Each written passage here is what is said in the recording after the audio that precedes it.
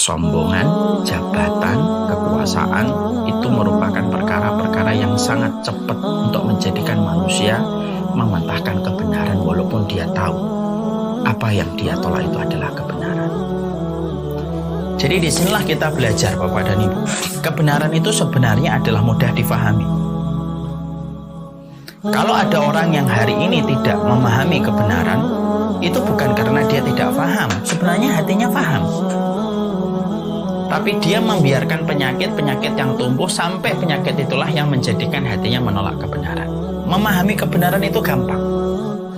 Kenapa? Karena kebenaran turun dari Allah yang maha berilmu dan Allah paling tahu bagaimana menjelaskan kebenaran kepada manusia. Itu kecil bagi Allah.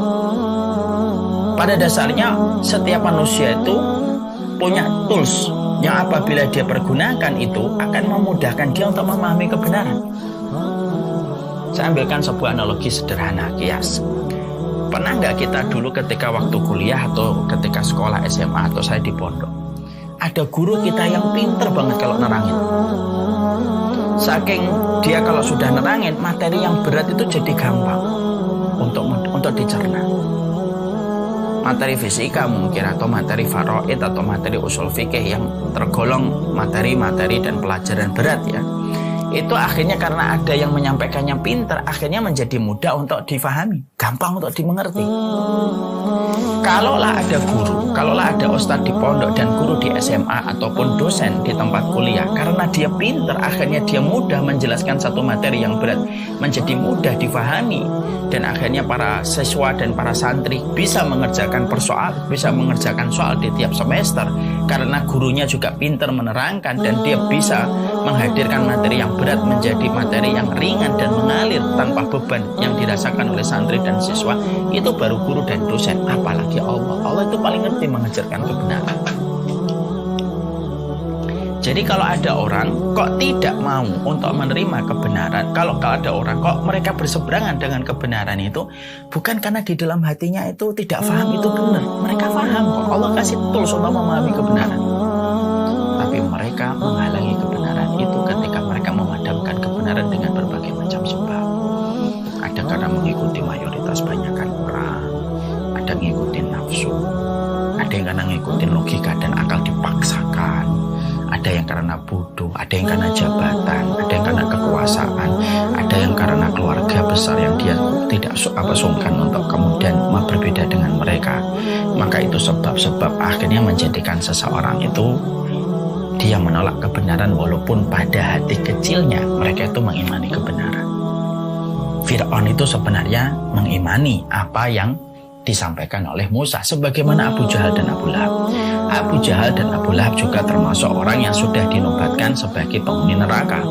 Sebenarnya Abu Jahal dan Abu Lahab tahu nggak apa yang disampaikan Rasulullah itu benar? Tahu betul.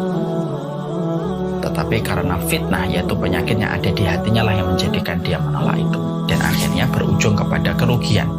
Baru di alam barzah sudah sedemikian beratnya nasib yang dihadapi dan tragis, belum dalam kehidupan di neraka. Karena sekali lagi Bapak dan Ibu, sepedih-pedihnya azab kubur tidak akan pernah mengalahkan pedihnya api neraka. Makanya dalam salah satu ayat kita akhirnya pernah membaca tafsir yang Masya Allah yang membuat kita merenung gitu ya. Nanti itu penduduk neraka itu ketika mereka disiksa, mereka itu memanggil malaikat Malik yang menjaga. Dan panggilan itu tidak direspon oleh malaikat Malik. Ketika mereka memanggil malaikat Malik tidak kemudian tidak digubris selama 40 tahun perjalanan akhirat. Panggil ya Malik, ya Malik, ya Malik. Tidak digubris sama malaikat Malik. Sebagaimana mereka tidak menggubris peringatan Allah ketika di dunia.